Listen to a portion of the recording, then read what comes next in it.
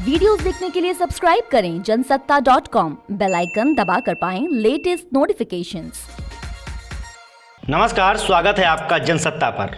राजस्थान की भूमि अब सियासी जंग का मैदान है। एक पार्टी जो करीब 2 साल से सत्ता में है, उसी के शीर्ष नेता टकरा रहे हैं और सुर बगावती हो रहे हैं। अंजाम बली है।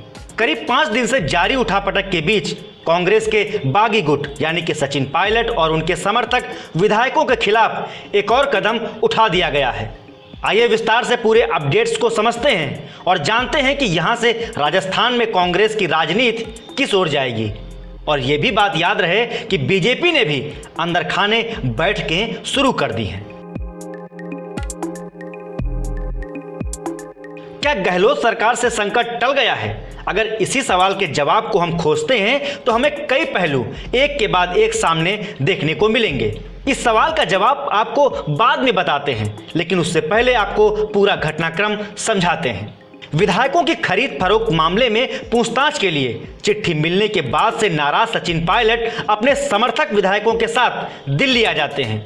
पर अशोक गहलोत भी कच्चे खिलाड़ी नहीं थे। उन्हें इस माहौल में क्या करना है, इसकी तैयारी पहले से ही कर रखी थी। बसपा के 2 विधायकों को इसलिए उन्होंने अपने पाले में कर रखा था। तो इसका सबसे बड़ा फायदा यह मिला कि उन्होंने हाईकमान को विश्वास में लेकर सचिन पायलट के खिलाफ एक्शन करा दिया।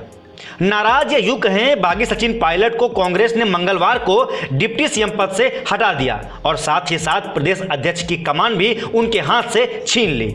कांग्रेस यही नहीं रुकी, कड़ा संदेश देने के लिए स्पीकर अब सचिन पायलट समेत उनके 17 विधायकों को अयोग्य घोषित करने की कार्रवाई करने जा रहे हैं। बचाव के लिए शुक्रवार तक की मोहलत दी गई है। यानी अगर कांग्रेस में सचिन को लौटना है तो उनके पास शुक्रवार तक का वक्त है। इसके बाद कांग्रेस कार्रवाई के लिए पूरी तरह से तैयार है। अब बात करते हैं लेटेस्ट अपडेट की। सचिन पायलट ने कहा है कि वे भाजपा नहीं ज्वाइन करेंगे।